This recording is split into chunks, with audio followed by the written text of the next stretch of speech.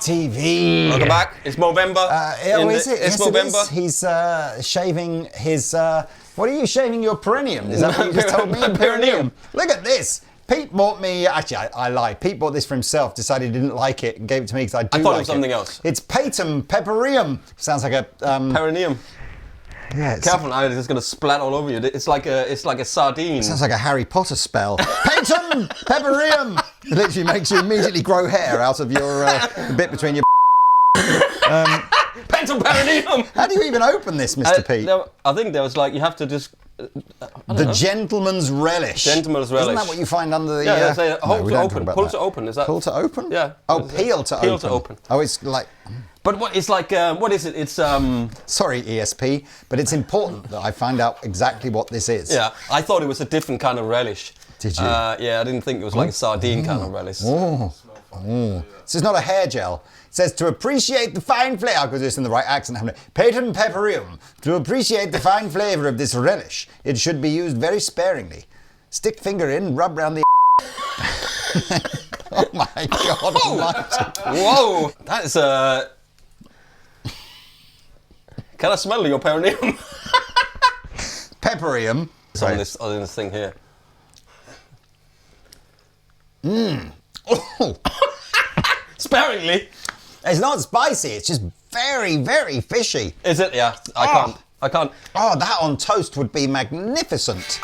Bit of product placement there, completely free, not sponsored by the Gentleman's Relish, established 1828. This tastes like it's been in the pot since 1828. Right, ESP. Yes. Make cool guitars. These are some LTD ones, which means they should be a little bit more affordable. Yeah. So we've got... I can smell that now, sorry. Wow, Is that your breath? I'm surprised you can't smell this. So I'm going to be questioned when I get home. So, what is...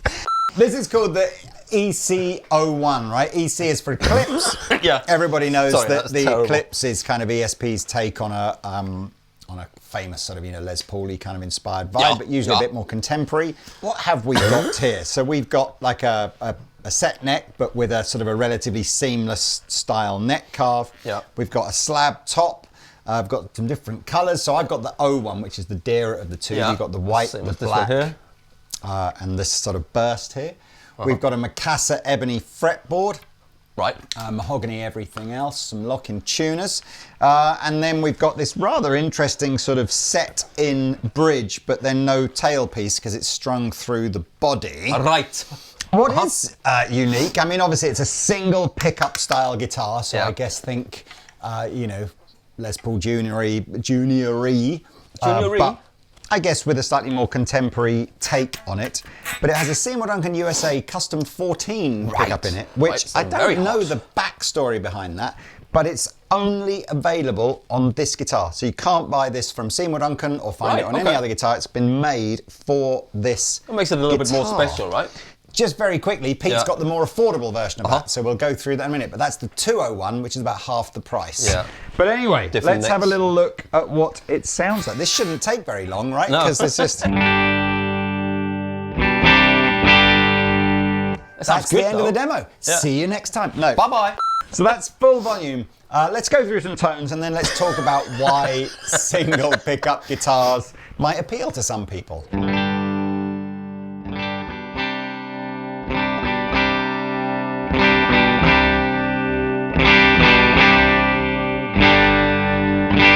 I was putting Sounds good, man. Yeah, I'm just going to use, this is called a Duchess Boost. So this is just a clean boost, but...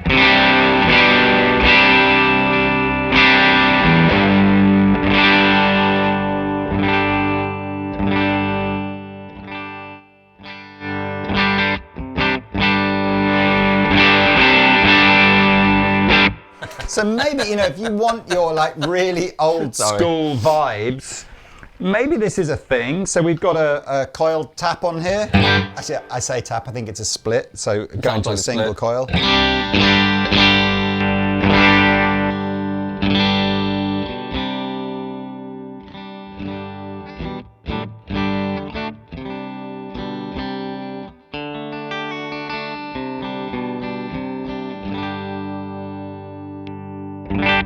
Sounds really nice, man. It's nice to play. It's got some tones. The single pickup thing. You got any single pickup guitars? Oh, probably. A Squire, something like that? You haven't got any Squire, have you? No, not single pickups. I'm sure I have. I don't think I own a single pickup guitar. I'm thinking. I'm not sure. I could, for people who've watched this channel for a long time will know that some of my favourite ever Richie Sambora live performances have been with a single pickup Les Paul Jr. Yeah. So I kind of like it. Phil X is another guy who earlier on in his career was a massive fan of single coil. Sorry, not single coil, single pickup. I can't remember. I forgot a single pickup. I mean, there's two schools of thought with single pickup. One is the obvious one, which is just the simplicity is what appeals. It's like, that's it. Jared James Nickel is another guy that loves this idea. So everything you want to do to get sounds out of here is about finding somewhere to set the volume, maybe using your thumb and your fingers to play, feeling like if you're playing back near the bridge, it's one sound, up here is a different sound. It's that kind of player. The science, and I've only really ever heard Phil X talk about this, but the science was that every pickup that you have on here, the more magnets effectively you have underneath the strings, the more magnetic pull there is on the string, and therefore the less life there is in the string vibrating. So there was always a sort of a bit of science that said maybe less pickups would let the strings ring a bit more. But I think it's probably largely it's going to appeal to someone that likes that simplicity and just wants to sort of just play the most.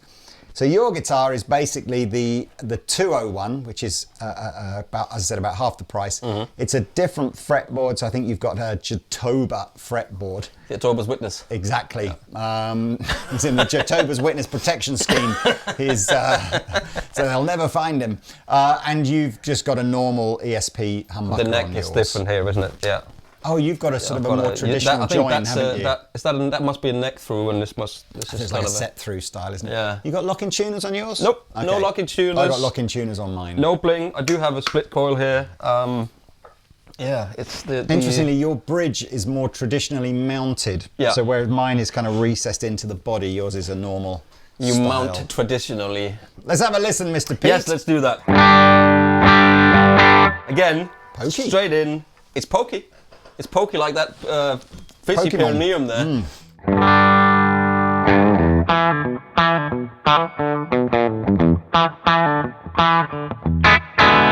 Yeah.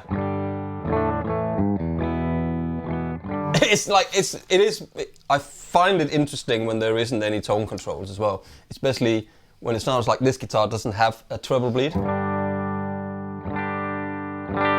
Or maybe it does.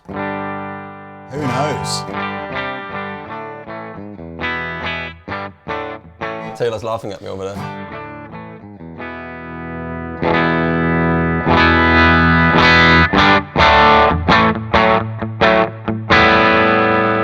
Sounds great.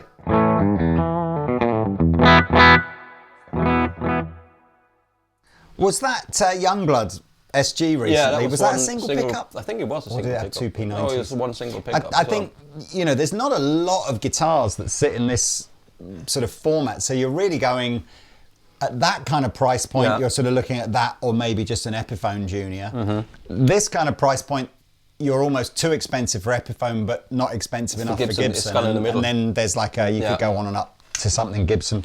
I've got a split.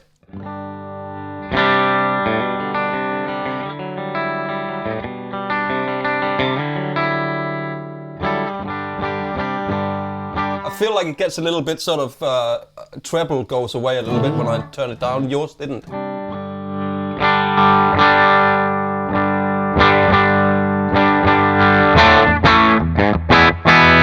I'll tell you what, Mr. Pete, because you're good at this. Do that. Demonstrate like how a player might get a really different sound by playing with a thumb or a pick down here versus here. But I put a Dane on now, so you can go from.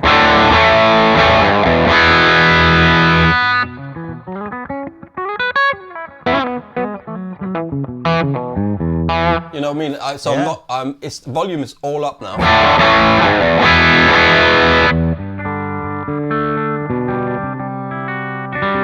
That's not And even. I'm not even touching. If you were picking more like here, can you get more like a?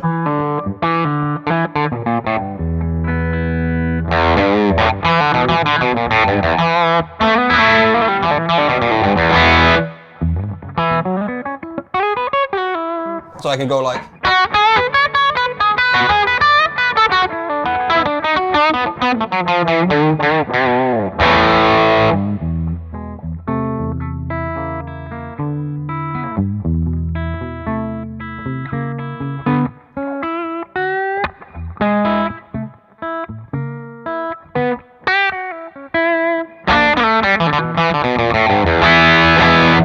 I mean, it's a dynamic thing, isn't it?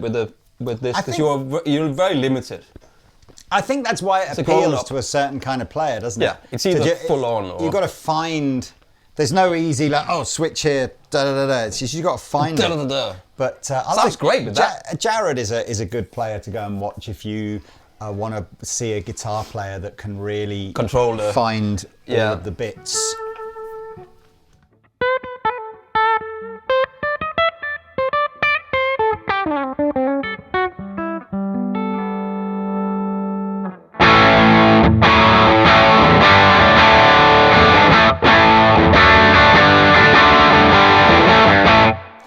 I think there's an aesthetic as well. I'm looking at the white one going. Yeah, that's cool, isn't it? You know, if you're in just a classic, you know, a straight up rock band, punk band kind of vibe. Yeah. And there's an aesthetic with a single pickup guitar that sort of goes, I don't care, I'm just here to rock out. That's it. Rock out with a cork out. And then that kind of gives a vibe, doesn't it?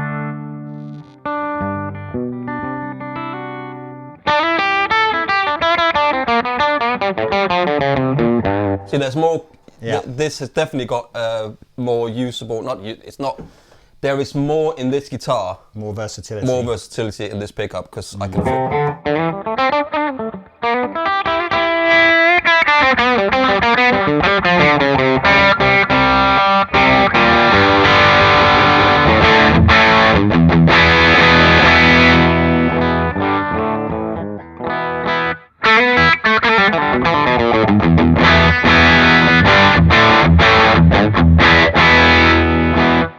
You know, I feel bad really. I see anything that's white and vaguely Les Paul shaped, I instantly go, it must be a punk band guitar. Yeah, but it's not though, is it?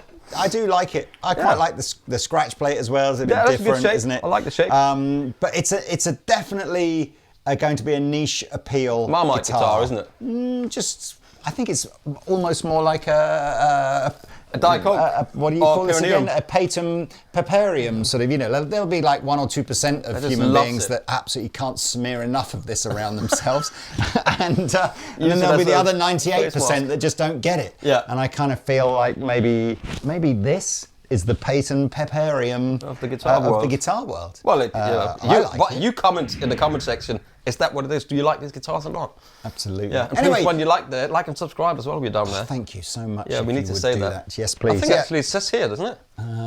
It says yes. Designed by ESP. Like and subscribe to Anderton's channel because when we get to 1 million subscribers, we'll give away a clon. Anyway, and a pot of Patum Peparium. Patum Peparium.